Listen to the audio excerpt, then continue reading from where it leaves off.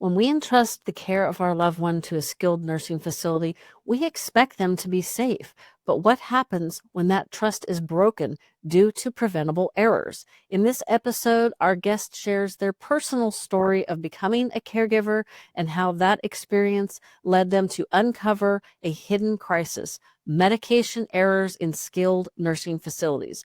Join us as we discuss this issue, the steps you can take to prevent them, and how these experiences lead caregivers like myself and our guest to become advocates for change. Welcome to Fading Memories, your source for all things dementia caregiving. I'm your host, Jen Fink, and I have had 3 generations of loved ones with dementia, and I'm here to share the knowledge I've gained with you. Welcome back, Fading Memories listeners. It's Jen Fink, your host here. With me today is Tamara Golden. She is a caregiver turned advocate like myself.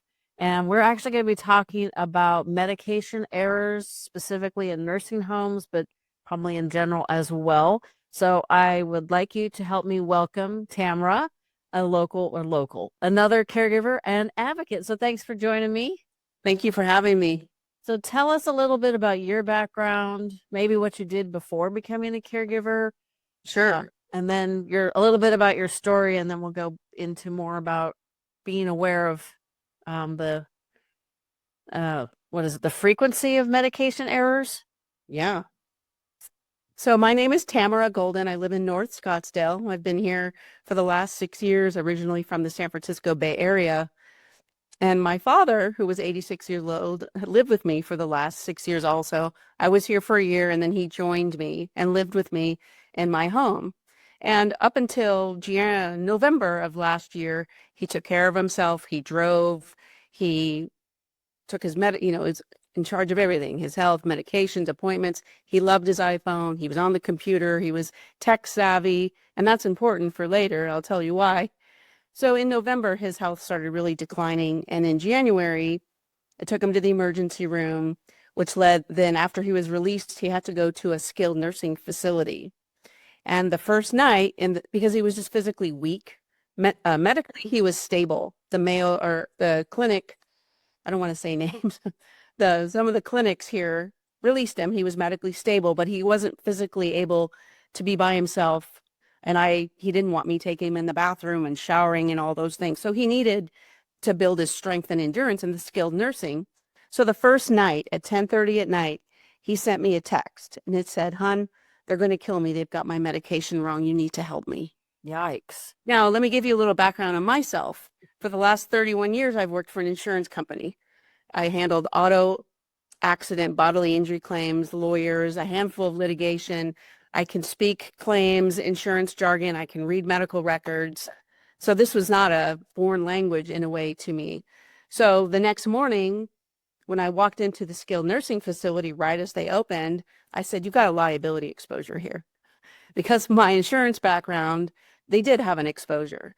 And the other part that's interesting is my dad was on his iPhone in the bed looking at his discharge summary from the emergency room and saw that the medication the skilled nursing was giving him was wrong because the skilled nursing hadn't received those discharge instructions yet. Oh dear. So a delay in the paperwork. Yes. The cause of giving him Right. the wrong medication. And of course, legally, they couldn't take his phone to verify that the medication they were about to give him was wrong. And it was medication for his AFib. You don't want to mess around. So I had to call I don't want to say names. I had to call the hospital, make sure that the discharge summary was sent to the skilled nursing facility, and it was. But my dad was absolutely right. And they were going to give him too much. So then while he was there, probably a week or so later, I received a call. Of course, it shows up on my phone, and I panic that it's the skilled nursing calling. They said, "He's okay. He's refusing an IV." I said, "All right, I'll be right over." It was a mile from my house, which was beautiful. So what was happening is one of his kidney function levels they thought was too high. Again, they were not looking at his prior reading for whatever test that they had been running, and that reading was normal for him. Now, while he was in the emergency room, they gave him so many IVs. They actually gave him a wound. Like he had to keep, because he's hard. I forget the medical term. It's hard to put an IV in him. He was bruised up. He had bandages. He refused the IV. And I said, if you had looked at his reading for that particular kidney function, that's normal for him. He doesn't need what it is you're going to give him.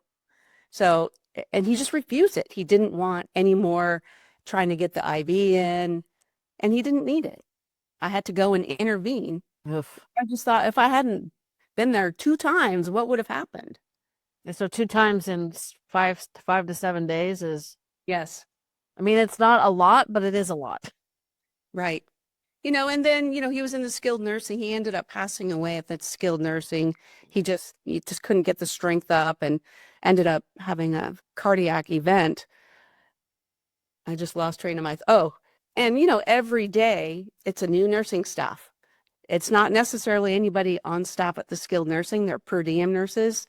And I had to watch them every day. What's your name? What did you give my dad today? What are those readings? And I kept notes because one of the nurses actually said to me, "Oh, I'm glad I'm here today. I have to fix everything that was done wrong." I said, "Don't say that out loud to me." I'm glad that you're aware and that I think this person may have been an actual employee as opposed to like a per diem nurse that just, but I had to stay on these nurses every day to make sure that they were giving him his correct dosage and medication he needed. If you're not familiar, like you don't have that background like yours, that's really hard to do. Because I know when my dad was discharged from the hospital, he basically had kidney failure. He's been on so many different pharmaceuticals. It was just like, are you serious? They took him off of some, added new ones, changed other ones, and it was like between me and my sister and my husband, we're not stupid people, very accomplished people. And it was like, are we doing this right? And we're like Googling the pills, and because they like most of them were white and kind of oval shaped. And it was like, is this I mean, it was so terrifyingly confusing. Yes. And we're not, uneducated. No. So I can imagine an average person like us, or, even somebody that hasn't dealt with this, it would have definitely been worse. Is what he ended up in the emergency room and then the nursing home, that was just his disease, and not disease, but his age and everything just progressing. I guess disease is right if he had AFib. Yeah, I'll tell you why he was admitted, but I also wanted to add something I forgot to mention. Something else unique about the situation is that my dad was a medic and a pharmacist in the military. He was in the Army, and after he got out of the military, his whole career was in pharmaceutical manufacturing. So he knew, he was so on top of his medications and dosage and indications and all the things that could cause problems if you mix them all together. So he initially went to the emergency room because he had kidney stones. And it turns out that he had to have a stent so that the urine and the stones could come out easier. And the stones that were removed were sent to pathology. And it turns out that he had valley fever, which is this weird fungus here in the desert. The valley fever fungus was surrounding the kidney stones inside his kidney and irritating the inside of his kidney. So he had a hard time recovering from that, I think. And then, he had AFib already. He had one functioning kidney already. He had a colostomy bag from something else that happened. So he had a very complicated medical history that he managed so well up until last November, where it got to be, when he was weak, he wasn't taking his meds for all his other stuff. And so everything just comes crashing down. And so I admitted him, or took him to the emergency room where I knew they were going to admit him. And he was there for probably a week or so. Ooh. And then as a family, we decided he needs to go to skilled nursing. So he came home from ER for a couple days and was kind of getting around and had a physical therapist come to the house a couple times. The dad was not a physical guy. The idea of working out and exercising just was foreign to him. So a couple days later, I had to call the paramedics again because he couldn't get out of his chair to get himself to the bathroom. Want me helping him. So I called the paramedics. Back to the emergency room he went to get back to medically stable. Then we decided you need skilled nursing done. So he kind of resisted, but he knew he needed it. And I was there all the time, you know, with a mile from the house, like I said. So I was there to monitor and be there all the time Yeah, to which make is sure. also not easy for your typical caregiver because, many people are still working. Right. And I work from home. I worked from home at the time. So I was able, and a salaried employee, so I was able to, kind of make my own schedule, which was huge. But some people don't have that luxury. Mm-mm. If I was going into an office, it was 40 minutes away if I had to have gone into the office. So I was very grateful that I was working from home and able to be there for him. Yeah, just a side note, it's like very frustrating that corporations are not seeing, but they're not acknowledging that actually working from home is actually working because I know from studies productivity went up. Yes. They just, I don't know, hung up on the old ways. So, As a result of being my dad's caregiver, and then he passed away, and I had to watch him die and stop the CPR efforts. I mm, needed to take some time away and get some counseling. I'm a bodily injury claims adjuster, and I can deal with the traumatic events people going through. I handled fatalities, the juicy car accidents, and I just didn't think I was able to sympathize and empathize with, I just couldn't. I just was going through my own. So I said, I need to go out on a short-term disability claim, get some counseling, get myself ready to go back to this work as a claims adjuster. And my employer just turned their back on me. And I ended up quitting because they were cutting my pay by 50% while the third-party carrier that was handling the short-term leave was dropping the ball. Now here I am, a claims adjuster. So I've got the tools and the language to question everything along the way. And I suddenly got to a point where I thought, why am I doing this? I don't need to be putting myself through this. I had the luxury to be able to take a pension that was just kind of sitting there for when I got older. I said, I'm just going to take it now. I don't need to put myself through this. And I ended up quitting a job that I really liked because my employer just said, you know what? And it was not necessarily my employer per se, but the company that they use for short-term disability. And there was just no communication amongst the three, me, the third-party carrier, and my employer. I just quit. And I just, that's ridiculous. It's like they're specifically trying to get that outcome. Like, we don't want to pay out the disability, so we'll just make her jump through all these flaming hoops and see if she quits. well, the best part is when I finally got the link to file my short-term disability claim with this third-party carrier, there was a drop down. Why do you want to go out? And one of them was bereavement. Perfect. I chose that. So only to find out it was later denied. I said, denied why? Well, your employer doesn't cover the bereavement. Well, why was it a drop down? So I had to go ahead and refile the claim under mental illness. What's the difference? Yeah, not a lot. So then, the wheels came off, and I just, I just couldn't do it. So I just said, I'm going to quit. I don't want to put myself through this anymore. No, that's totally understandable. I mean, after having to navigate all the stuff with your dad for Yeah. months, Yes. no, that's not You know, at all that totally understandable. yeah, I'm the executor of his estate.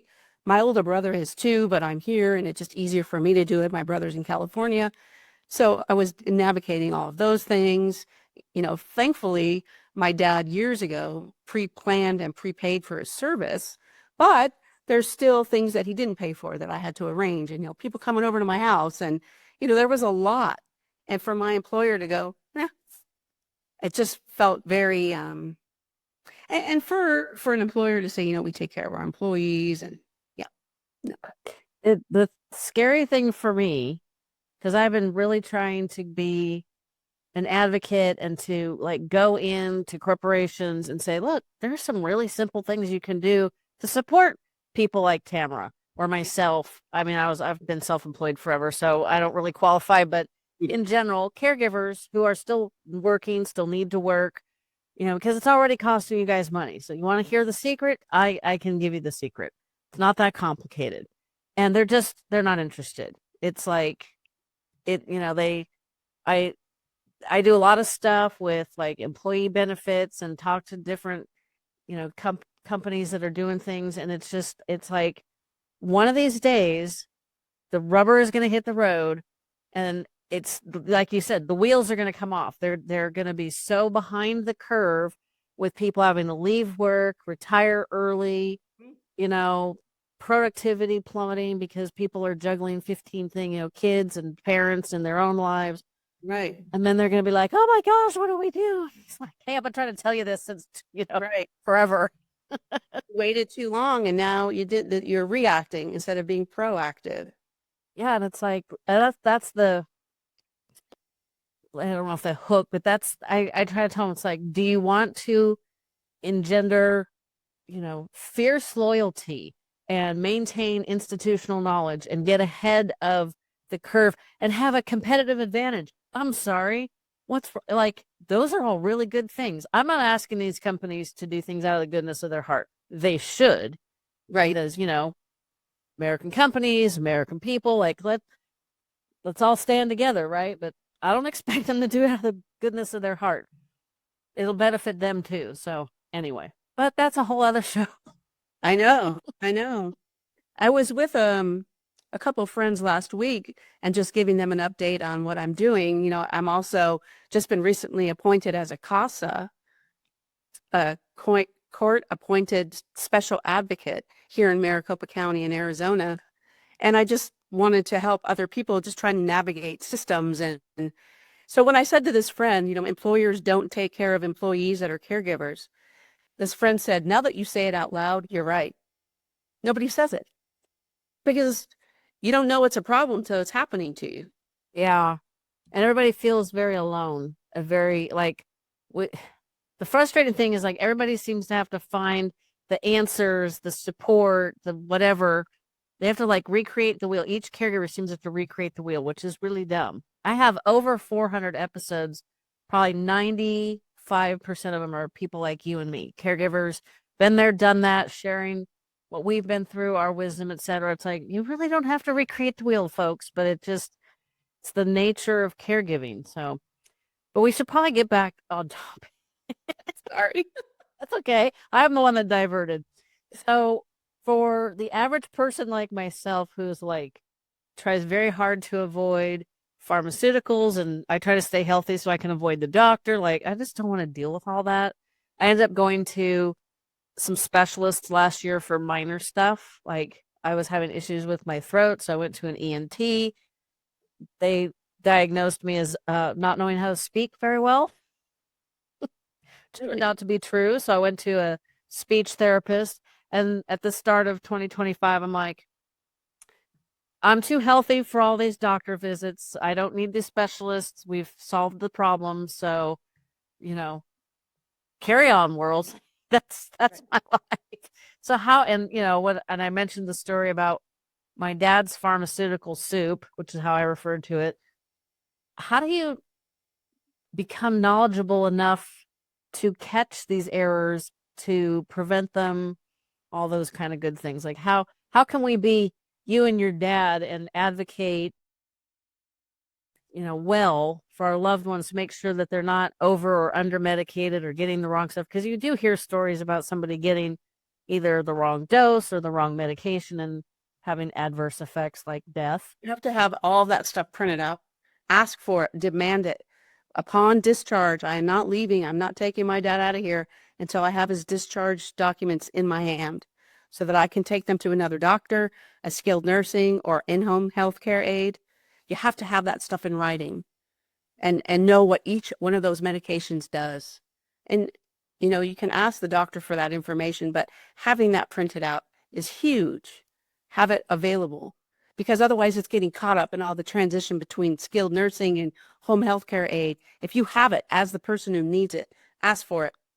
Just say, look, I need this all printed out now. It seems like every time somebody was discharged from the hospital, I did get a stack of paperwork. Fortunately, didn't happen often enough for me to have a clear memory of what that paperwork was. But let's just say I get the printout of like the medications they're on, like we did when my dad was discharged, for all the confusion that caused. My recommendation, and you can tell me if you think this is good or bad, would be to go to your pharmacist. And I advocate very strongly for people to befriend their local pharmacist. I mean, I know that they are very, very overworked and don't have 5 extra seconds, but they're the ones that can tell you, these two drugs don't mix too well, or yeah, I think you might be able to come off of this one, or the side effects on these, you shouldn't be dry. There's a lot of reasons to befriend your pharmacist. So I would take that list directly to my pharmacist and say, okay, explain to me what they do and all that good stuff. Is that a good step? Yes. Also, especially if you have a family member who is not mentally capable, whether they're coming off of a surgery where they're groggy or some psychological, emotional issues, you've got to be able to understand everything. If you're the one that's going to be administering and making sure that medication, because if the sick person doesn't understand it, someone else needs to. Mm-hmm. I mean, we rely on the doctors to know, and they make mistakes. They're human. They're going to make mistakes. Yeah. And that's your point about talking to the pharmacy just sort of frustrates me because as medical communities don't talk to each other. Yeah, that's what I found really interesting. And those discharge summaries, just because of my insurance brain, a lot of it is just for their legal liability purposes, but a lot, pages and pages of legal jargon. But what's most important is the directions. Like, here was your weight at the time you left. Here are the medications that you need to take. Here are the instructions. And that's like buried in page 20 of 50. You know what I mean? And all that other liability legal boilerplate stuff.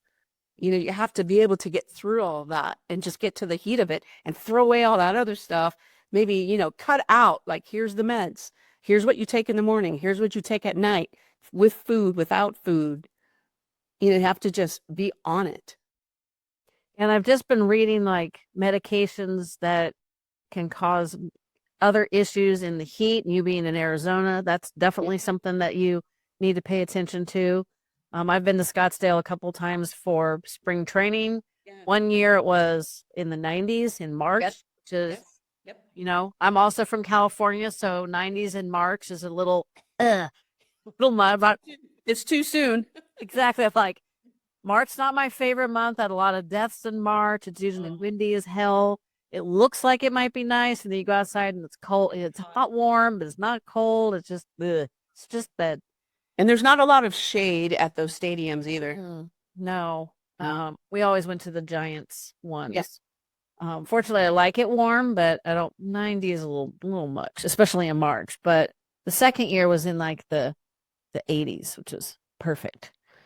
My older brother and I asked Dad while he was in the skilled nursing, because he seemed a little, not depressed, but definitely anxious. So we asked him if he wanted to go on an antidepressant or an anti-anxiety. And he said no, because it complicated with all the other meds. And he knew that. His pharmacy and medic background from his military. Because I could tell he was anxious. He was very worried, but he didn't want to do that because there's the side effects. And it also takes a long time for those meds to start working. But it sounds like he had good reason to be a little anxious if he texted you that first night and said they're trying to kill me or they're going to kill me. I know. It was terrible to get that. And I did make a phone call when the text came in, but there was no one there, of course, on a Sunday night at 10:30. But I did put him on notice. I'm going to be there at 8 a.m., so be ready. And I was. And I always say mean girl, but I marched in there and I just said, you got a problem. And the nurse, they're probably looking at you going, oh yeah, we sure do. I ended up, after Dad passed, I had to go back and get all his stuff, but I brought flowers to the nurses because they did take good care of him, but I was just apologizing for being such a mean girl. But you have to act that way and be assertive to get someone to pay attention and to be aware. You have to be assertive. And if you're not an assertive person, find someone who is. Yeah, that's a good tip. Yeah, I mean, just being a claims adjuster for 30 years, I learned to be confrontational, to have hard conversations and do it so that you're not, when you start arguing, you start blaming. And, I was prepared to have these hard conversations. Yeah, there's a difference between advocating and being obnoxious. I think it's it's almost easily slippery slope from one to the other, especially if it's not in your skill set. So getting somebody that can help you with that is good. If that's too much challenge in the, immediate need, I would think that just reminding yourself that, hey, I need to do the best I can for my dad, my mom, whoever. And, I need to basically politely but firmly tell these people I'm not going away. So Yes. let's work together. Yes. So, it's sometimes just having that right mental image and just, try not to raise your voice too much. Right. Because It was I the was, tone of my voice that got their attention. And that was my, here's another suggestion. Every day the first in the morning when I went to go see dad at the skilled nursing, before we even went in his room, I went to the nurse's station. Said, what happened today? What happened overnight? What'd you give him? What were his readings? Then I went and saw him. that makes sense because then you're prepared, but you're prepared for, okay, we had a good night, a bad night, or they did this or that. And so you're not reacting to seeing maybe a change in his, Right. in himself. That makes good sense too. And it also lets them know, hey, I'm on top of it. I'm not just, because I'm assuming things happen in medical situations that are kind of alarming. They're unfamiliar. And so our natural instinct is not to react best to those. Right. So yeah, talking to them beforehand.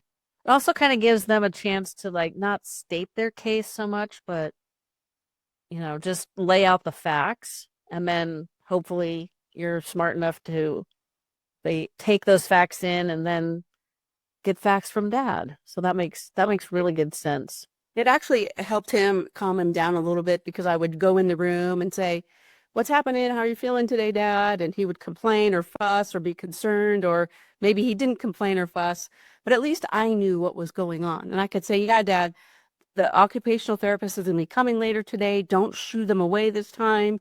You need to do, I would take him outside into the sun, but I knew going into his room so he couldn't, well, also lie to me, Yeah, but good. because they lie. But yeah, well, and just his perspective is probably different. So if He's he's unique because he has that medical background. I have a claims background. So the two of us together, we're kind of a force when we're talking because we speak languages that most people don't. And that's what turned me into this whole advocacy because I kept thinking, how do families do this who don't have these unique experiences like I do or that my dad does? Who helps them? no, And so that's what I want to do.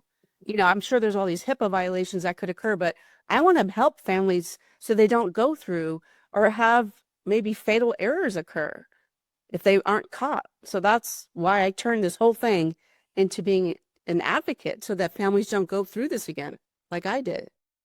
and just the awareness is a huge step forward because I think it's changing. It's a little bit generational, in my opinion. It used to be like doctor says blah Right. blah blah, and now we've kind of learned to question them. I think we might be tipping a little too far the other direction in some cases. But people are not just taking what one person in a white coat says as total gospel and not paying attention to the fact that, like you said, they are human. They could be tired. Doctors get sick too. Stuff happens. You think you're fine, and the next morning you wake up, feel like you've been run over by a truck, and you don't question all the decisions you made 12 hours earlier because, like, where was I? Did I make the right choices, or was I not my 100% self? I mean, we don't do that as humans. Well, I was always taking notes when the doctor would come in, and then I'd follow up. You know, I explained that he had this valley fever fungus and he was going to have to take this antifungal. And I said, does he still need to take that? And like nobody was talking about valley fever fungus and like all these things that he was being treated for, but they weren't concentrating on all of them. So I had to keep following up. If that's a frustrating thing, they like focus on one thing or the other, like the kidney function or the AFib. Right. I mean, the valley fever probably, I think probably he just got so weak from that is what ultimately caused his heart to fail.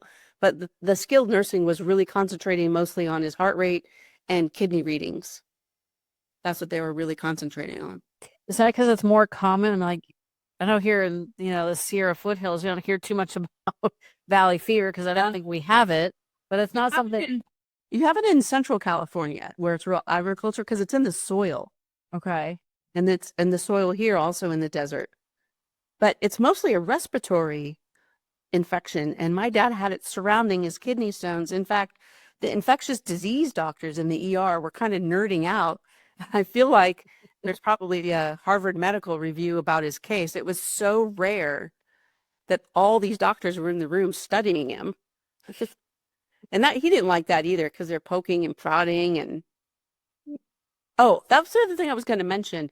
If you're dealing with someone who is also wearing hearing aids, and you wear masks, some of the people still wear masks. My dad had no chance of hearing, and if English wasn't the first language, I had to be there to translate or help make sure he understood because sometimes he'd hear nothing because they weren't talking loud enough for him or so I had to make sure he understood. And so that gets perceived as a cognitive decline. Yeah. And his physical shape didn't match his mental. So the doctors were talking to him as if his mental capacity was failing like his physical, and it wasn't. So the doctor would talk to me. I said, talk to my dad. He could just talk loud. He's wearing his hearing aids and talk slowly. But that's also a concern too. And I'm assuming they knew he had hearing aids? Of course they knew. Yeah, they knew. But they just want to get in and out, check their chart, check his readings, do his vitals, and move on to the next patient. I think that's the biggest disaster in our healthcare is they're not allowed to have the time that it takes to slow down, assess the entire patient. Because you'd think they'd be more interested in the valley fever stuff just because you said it was so unique and rare. It was a really rare case. I mean, I think they had it under control, but the fungus was still in his body. But the heart rate, the kidney function, and he had diabetes. So that wound on his arm, I mean. Well, what I've learned doing this show, because I had for not quite a while, but for about 18 months, I had a geriatrician from the UK. She taught me about frailty because it's kind of weird. Like my mom, the only thing wrong with my mom was she had Alzheimer's disease. She walked just fine. She didn't need any walking aids. She didn't have any other, her heart, like I think her blood pressure was better than mine. Just no issues. And she fell and broke her leg at the, March 8th, 2020 and died March 31st, 2020. Oh, it was like, goodness. Yeah, it was just, and you hear about people breaking a hip and that being like the last straw for their body, but I didn't connect breaking her leg with this might be the end. And I didn't see her for 2 weeks because of the whole COVID thing. They did let us see her before she died and the day she died. So we were more blessed than a lot of families. Yeah. But having not seen her for 2 weeks and I walked in, I was like, oh yeah, this is not ending how I expected. So that was kind of a shock. Yeah. It was a blessing for her and everybody else, but it was still like, what the heck? Because she was only 77. It was like, wow. Just turned 77 in the middle of January. And declined that quickly. Yep. She'd had a couple of unobserved falls.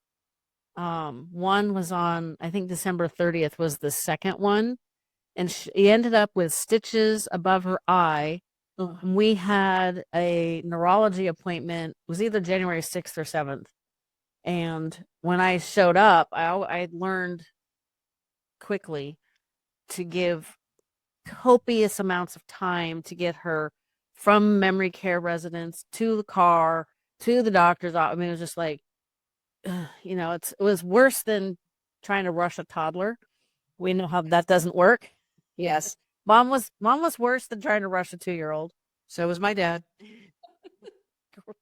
Oh, something else to try to avoid as I age. They're stubborn. Yeah, well, she was stubborn from birth, I think. But they had told me that she was having a lot of pain walking, and the urgent care and the neurologist were in the same building, and her neurologist did take as much time as she needed with patients, consequently, always being at least an hour behind schedule. So I just took her, checked in at the neurologist, and then we went downstairs to the urgent care. Wasn't super impressed because they had her stand up and like, well, she's weight bearing, so she doesn't have a broken hip. She refused to do an x-ray, which I don't think they would have found the break anyway. Because when she broke her leg, they had to do either a CAT scan or MRI, not MRI, but they had to do, I think it was a CAT scan to find the break. And that's when they found the healing fracture on her pelvis. And I'm like, oh, yeah. So you tried to tell me it was arthritis that went from 0 to 10 in a week. Yeah, I didn't buy that then. But she wasn't cooperative because I did take her again to the doctor and we did get x-rays. And then we became the entertainment of the building because she refused to get off the x-ray table. I tried. She was pissed off at me because she was totally fine with the idea. And then we got in there and she's like, no, I'm not doing that. And I was like, lady, I did not rearrange my day Right. to do this. We're here now. Yeah. No, we've played this game. And so I asked, she was sitting in a wheelchair because going from point A to point B took forever and it was causing her great pain. Of course. And I had her stand up and I put my foot next to her foot and literally just pivoted her and plunked her on the table. So yeah, she had a reason to be mad at me. So I kind of stepped into the door frame so she couldn't see me. I thought, she'll forget that she's pissed off at me. Did not. So they had some nurse who I swear she must have been a pediatric nurse because she was high pitched and positive and bubbly and squeaky and super annoying. A little too perky. Yeah, well, dealing with my mom and all that nonsense, it was like this woman was like, she was over the top. It's like too much. Yeah, it was like the counterbalance was a little much. And she tried to sweet talk my mom. Didn't work. And at this point, there's like 5 people trying to figure out why the x-ray room is all backed up. and they're watching the goings on. It was just like, this is so embarrassing. I just want to leave her here. And so I called my husband and he had to drop what he was doing because she always acted better for him. And so he's like, hey, let's get out of here. She had a dog.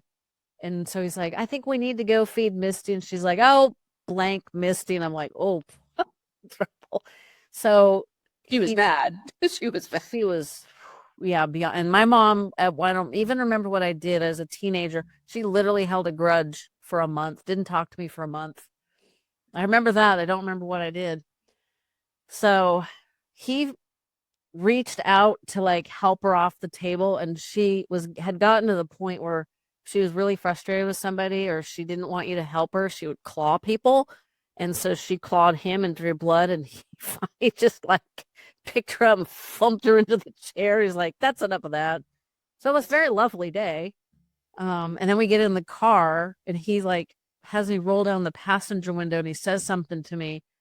And she just looks at him with like, if looks could kill, he would have vaporized. And so I'm like, oh, good. Now I get to drive her 20-ish minutes back to the care home.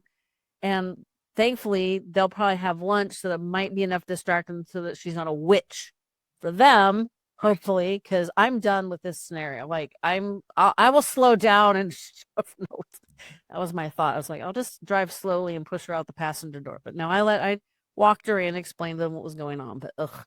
So I roll up the window and I'm like, let's get out of here. And she's like, yeah, let's get out of here. These people are assholes. I'm like, yeah, total assholes. Let's go. It's like, okay, I'm not in trouble anymore. She just wanted out. Yeah. And I don't think they found anything conclusive. Like that whole shenanigans didn't, and I don't think it was their fault. They didn't know what exactly they were looking for. So I think they x-rayed her hips, which I think are connected to your pelvis. So yes. Yeah. I don't know how they found the healing fracture when they x-rayed for her knee. So the break was the bone right below the kneecap, whichever one that is. I'm not really good at science. Bone, but on the patella? I don't know. Patella is your kneecap. This was like the femur, or I don't know if the femur is the top Yeah. one. Yeah, one of those two. Yeah. Tibia or fibia. Yeah, one of those.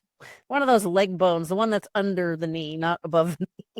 Just trying to get my dad to go into emergency back in January when I was watching him decline. He was hemming and hawing. He didn't want to, had to pack his backpack or hearing aids, all his colostomy bag supplies. And I said, Dad, the longer you wait, I might fall asleep at Sunday night after work. Let's just go. I said, they might have hot nurses there. That got him out of the chair. He said, oh, that's right. Never works. That's funny. My brother and his wife, they call me the Les Whisperer. My dad's name is Les. They said, you just know how to talk to him. And it worked, though. It's interesting that they just don't want to be bothered, don't want to bother you. He was scared. He knew he waited too long. He'd have these kidney stones and he'd pass them and he'd be sick. And I kept saying, Dad, we got to go to ER. No, hon, there's nothing they can do for me. I just got to let it pass. Well, this last time I said, I was watching him deteriorate. I mean, with him all day, every day. I was watching him get sick. So I said, Dad, it's time. And so he finally agreed, but he was kind of hemming and hawing. I mean, I had to pull up to the door and get a wheelchair. He could not even get out of the car and walk in. Mm. He was very weak. Was there anybody else in the family that might have been able to talk more sense into him? Or is it just It's me. I'm the one. Mm. I'm the only daughter. I have 3 brothers. Yeah. No, I knew not to push him.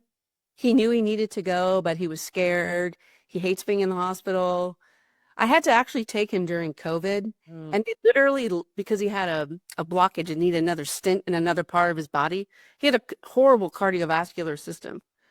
But they literally locked him on the bed. Ew. Because there were COVID patients on his floor. And he hated that. I said, kidding. yeah. If he just swung his legs over to take himself to the bathroom, all the alarms would go off. They wanted, because they didn't want him roaming around because they were COVID patients. So he had that in his mind. 4 years later, they were going to lock him in the bed again. Said, Dad, not this time. COVID's over. Let's just go. Let's get you fixed up.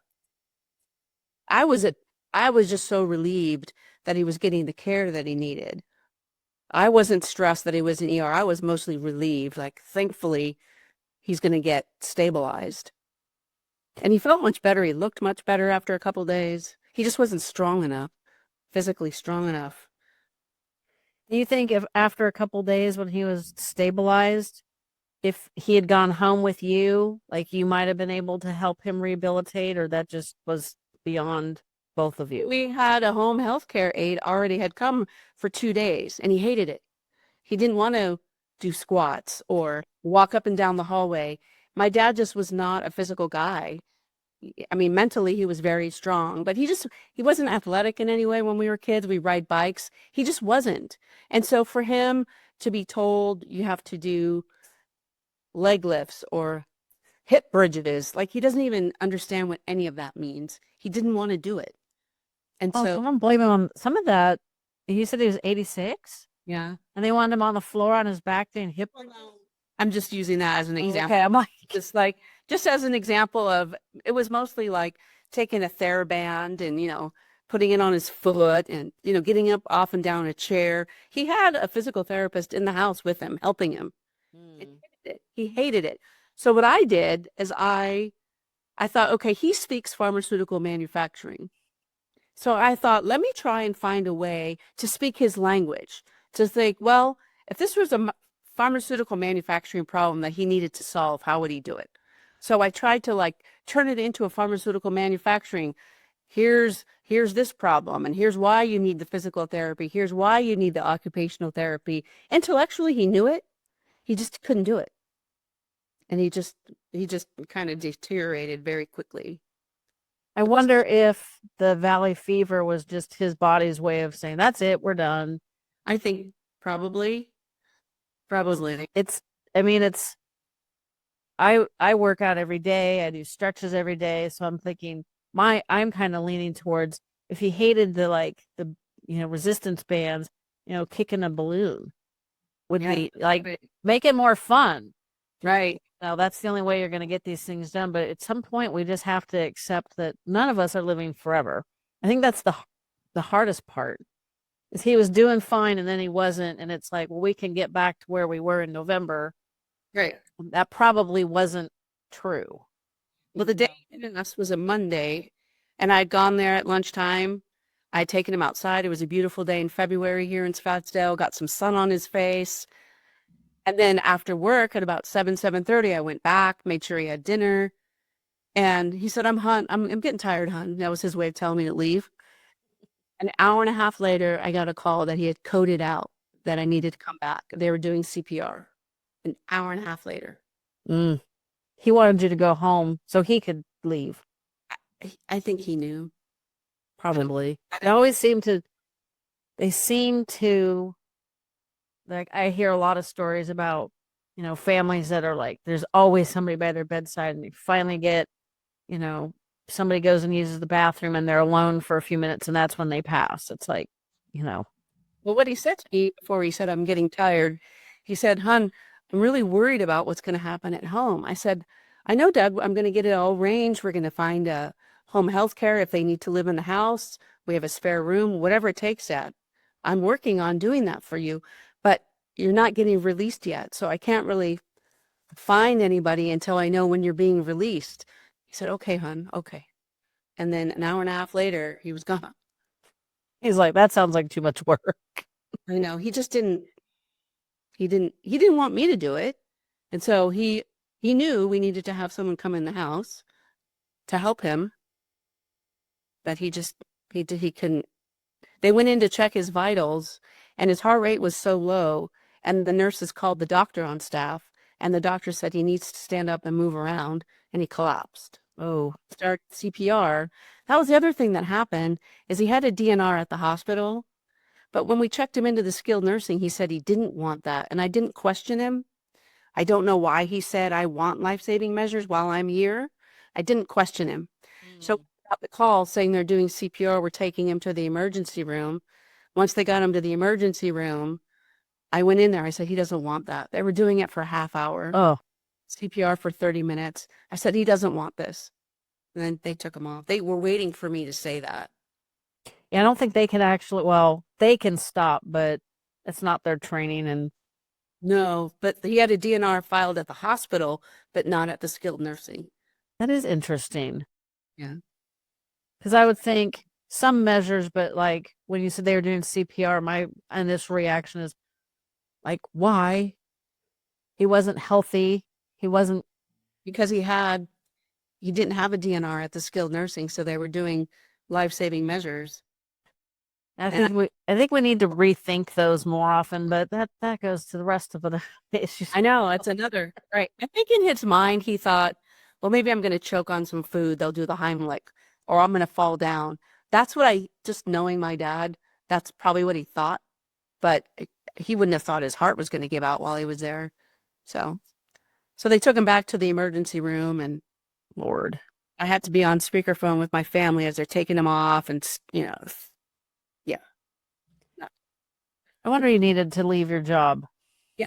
Well, I could handle speaking to families after the real traumatic car accidents, but what I didn't think I could do was go back to handling the parking lot accidents where there's no damage to the cars, two cars bump each other, one lawyer's up, calls an ambulance, they've been traumatized.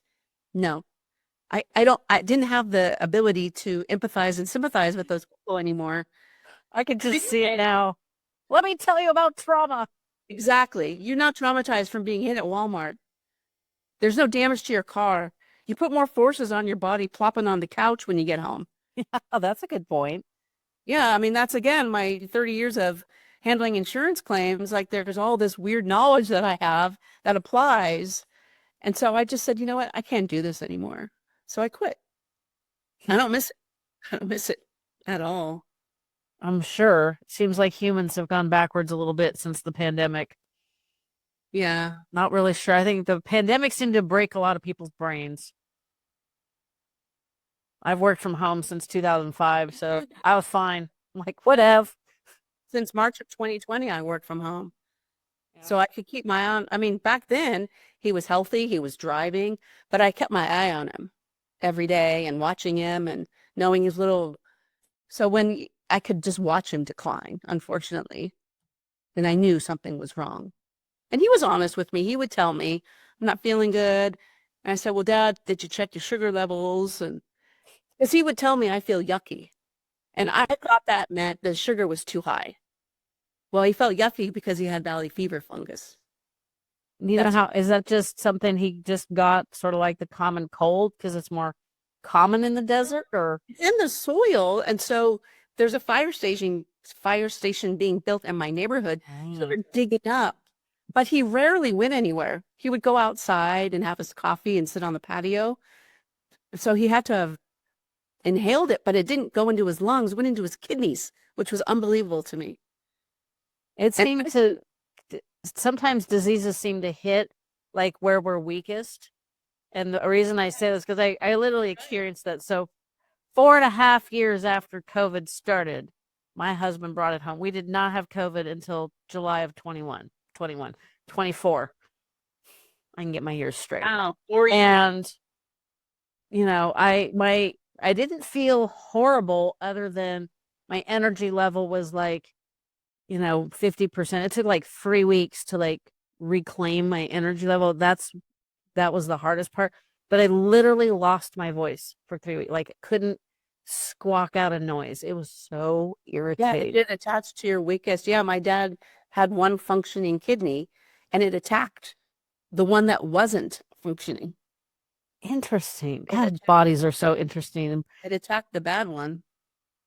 Well, I mean, in some respects that's good, but when it's just it he got to the point where his body just couldn't handle anymore. That's the one thing I learned about frailty is, when we're in our 20s, our bodies can regenerate, and in our 30s is a little less. It is every decade goes by and all the damage and terrible things we do to ourselves, it just builds up to a point where your body's like, I'm done, I'm out. Yeah. Like I have two knees that act like rusty hinges, so I very regimented on daily 10 minutes a day of up mostly full body. Today the dog and I took a nice long walk and I did some heavy weights yesterday. So it was like, let's do lower body.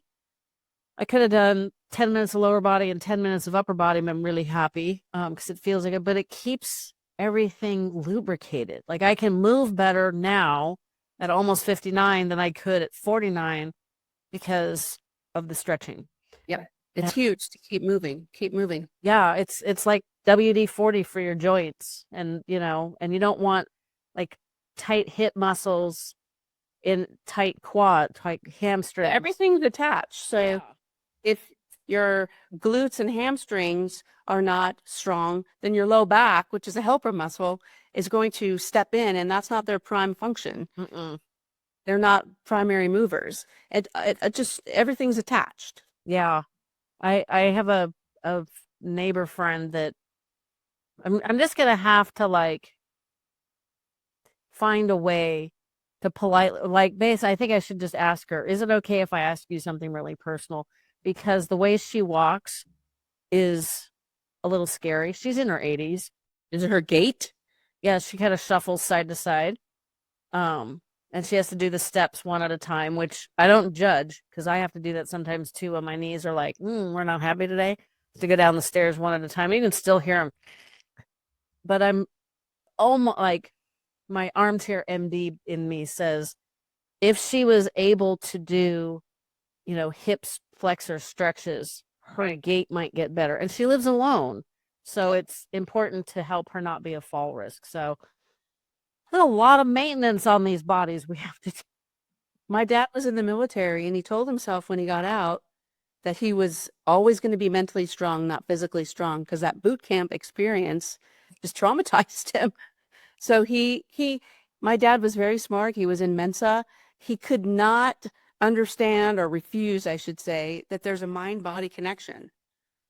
I don't think they knew that as much as we do now. It's too new agey for him. Love that. Well, we can talk about this for hours, it sounds like. Do you have a last bit of advice on helping navigate medications. Get everything printed and understand what those medications are for, when they need to be taken. Do they have any interactions? Check with the pharmacist, check with the primary physician, because the ER physicians aren't checking with the primary physicians. Nobody's talking to each other. Just say, hey, my dad's just gotten discharged. Here's his condition. Here's what they're giving him. Just have everything printed out. I know we're trying not to use paper, but everything's on portals, or there's a delay in transferring info. If the families have it, then you're one step ahead. Then you're not lost. You know what's supposed to happen. Well, you have to see the pharmacist usually anyway, so that's the best. When they say, "Well, do you need a consult with a pharmacist?" Oh, yes. You whip out your paperwork. Right. And take as much time. Just if you don't understand something, ask. Don't be afraid to ask. I don't understand what this is, or how do you even say this word? These prescription names. You have to pronounce them right. Yeah. What you're talking about. Yeah, that's a huge challenge. Right. Followed by the right thing. Well, I appreciate that you are advocating for this, that you've joined the ranks. Yes, I'm glad I found you. Yeah, just changing my whole LinkedIn profile. I found you and who you were talking about earlier was Susie. Yeah, sorry, caused brain fog. Yeah, I'm finding and then I've reached out actually to Bradley Cooper's people about his movie that he did with PBS, just to say, hey, I did it too. I had to go through this.